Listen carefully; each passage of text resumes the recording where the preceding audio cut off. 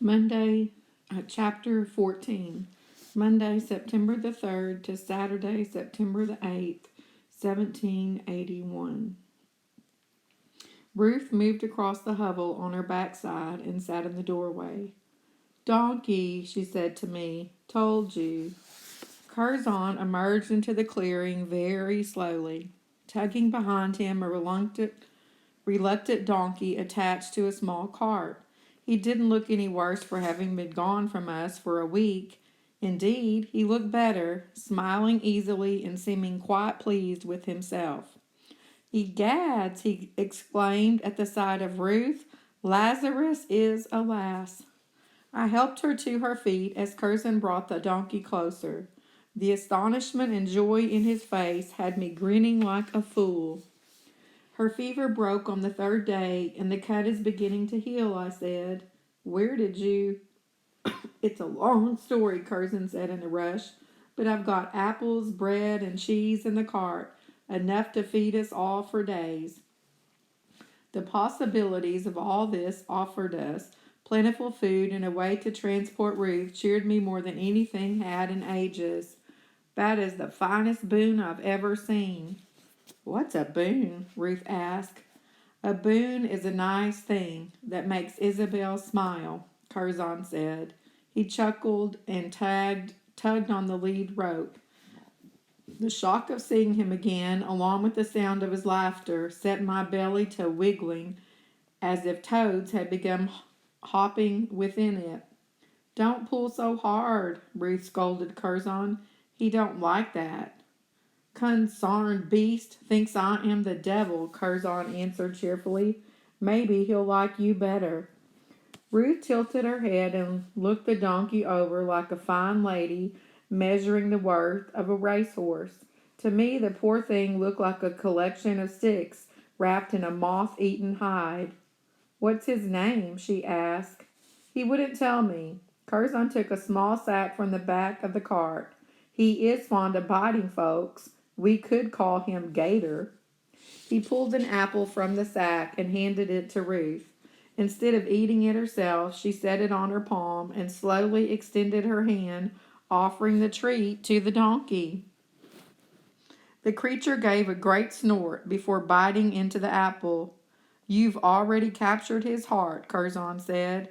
Every time I try to do that, he bites my fingers. Ruth regarded the creature with a practiced eye. His name is Thomas. Thomas Donkey, I suggested. Don't be silly, Ruth said. Thomas Boone. While we feasted, Curzon shared all the news he had gathered. We had indeed reached Virginia, where the British Army had treated the countryside wickedly for months, burning crops and stealing livestock. Curzon thought we'd best make for Richmond, the new capital of the state. We could seek work for the winter there and push farther north come spring. I argued for traveling on to Philadelphia and finding work with the Quakers. Our destination remained undetermined, but we agreed that we needed to move. To travel with the cart, we needed to travel by road. That meant we ought to make ourselves more respectable looking. We took turns washing our bodies in the stream as best we could, with handfuls of wild mint having to substitute for soap. I boiled more mint in the pot and poured the water over our ragged clothes in an attempt to make them smell less foul. The purchase of the cart and the foodstuffs had taken every last shilling we owned, so it was going to be a week before we could buy anything new to wear. We headed for the road at dawn and reached it by midday. Curzon was confident that we were far enough north to travel safely in daylight. I was unsure, but we could certainly move faster when the sun was shining. Ruth drove the cart, which kept her occupied after the sad disappearance of Nancy Chicken. Having spent years on a farm, Ruth was well acquainted with the short and perilous lives of chickens, and she quickly transferred her affection to Thomas Boone. He was fond of her too, and would do her bidding long as the boys kept their distance. He could not abide anything dressed in breeches. I pulled the thin shawl from my haversack and kept it handy. On the few times that we encountered other travelers, I used it to secure my hat on my head and to hide the scar on my cheek from view. The folks we passed paid us little heed. They were either driving a slow wagon filled with children and furniture or galloping at top speed on a lathered horse. Everyone was fleeing the war best they could. After 5 days of walking, the war found us, despite my fervent prayers. A company of patriot soldiers, moving twice as fast as we were, overtook us on the road. Their officer called a halt and hailed us loudly, asking us to stop as well. "Don't say a word to anyone," I told Ruth. She stuck her tongue out at me. Curzon strode up to the officer, slipping back into the soldierly way of speaking to a fellow of higher rank. Aberdeen stayed with Ruth and me, his hand resting protectively on the cart.